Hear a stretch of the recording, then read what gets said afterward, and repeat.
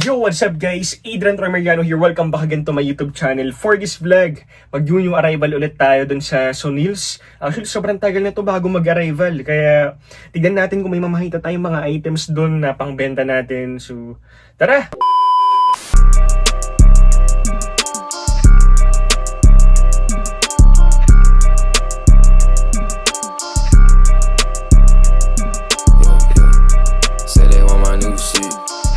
My girl and when they got a new beat, she want diamond pearls, I'ma make her earn it, Light it up and then I burn it, Last I in the honey bourbon.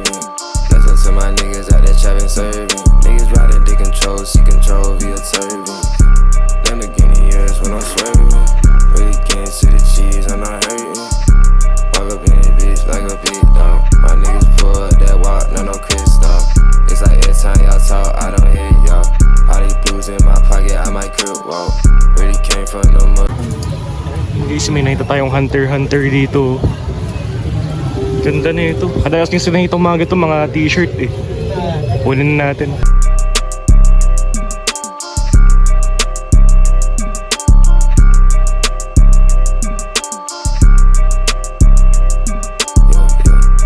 Say they want my new shit.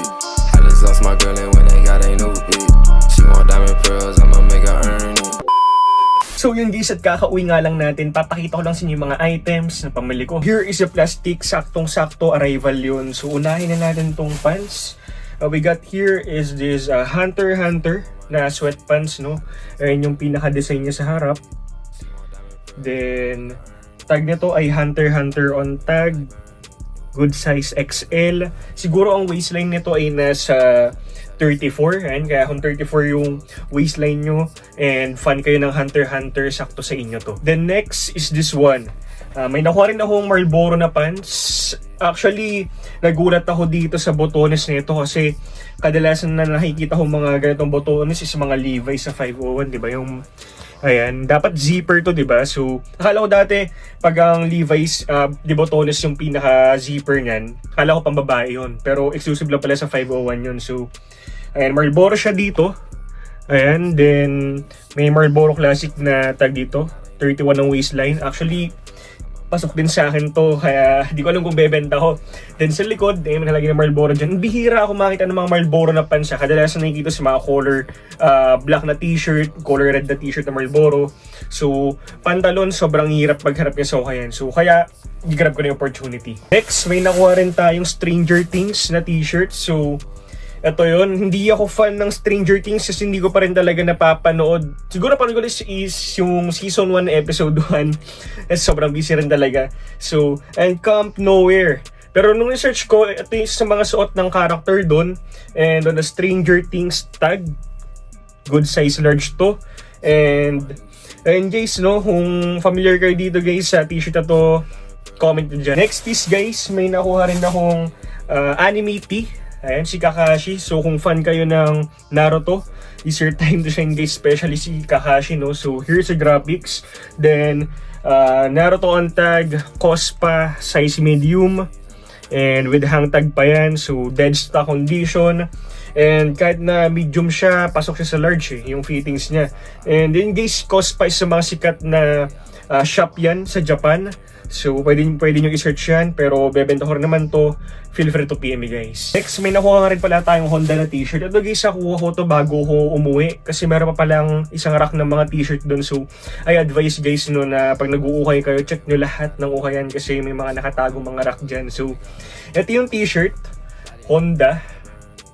Ayan siya, yung harap ng kotse. Halagi ito, Ultimate Sport 2.0. Honda on tag, official. Then, this one's a good size XL. Then, meron din siyang sleeve hit dito. Type R Civic. 30th anniversary, 1992-2022. So, pinaka-date ito is 2022, no? Ginawa itong damit na to. Well, wala itong back hit. Pero ang ganda ng graphics eh. Simplihan lang, no? Kasi may mga car enthusiasts din talaga na gusto nila is yung logo lang yung nandito sa harap. Baga, walang kotse. Baga, simplihang pormahan lang din talaga. And this one's a good size XL.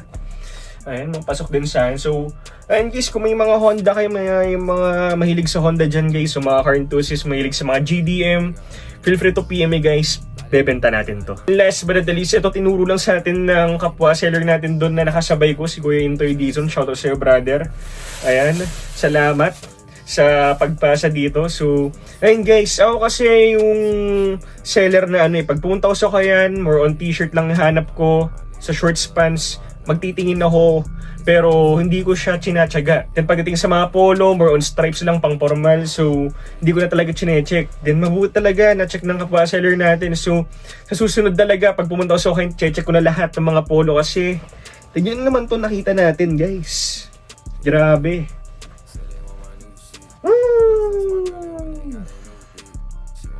Here is the front hit.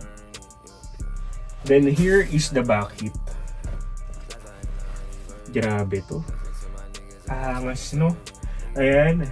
So, si The Thing, Human Torch, Daredevil, Captain America dyan sa likod. Then sa harap naman, ibang characters din. Si Hulk, Spider-Man, and Wolverine. And sino tong isa? Si Silver Surfer, no? Grabe.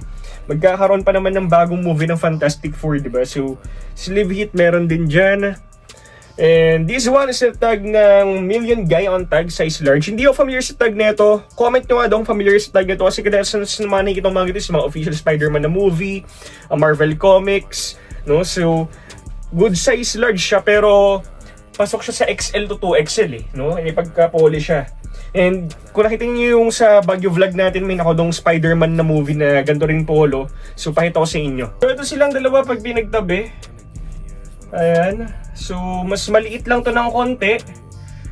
Although na XL siya on tag, and hindi sila ng fitting, no? Then, eto may botones dito. Eto naman wala. So, natalikod. Ayan siya.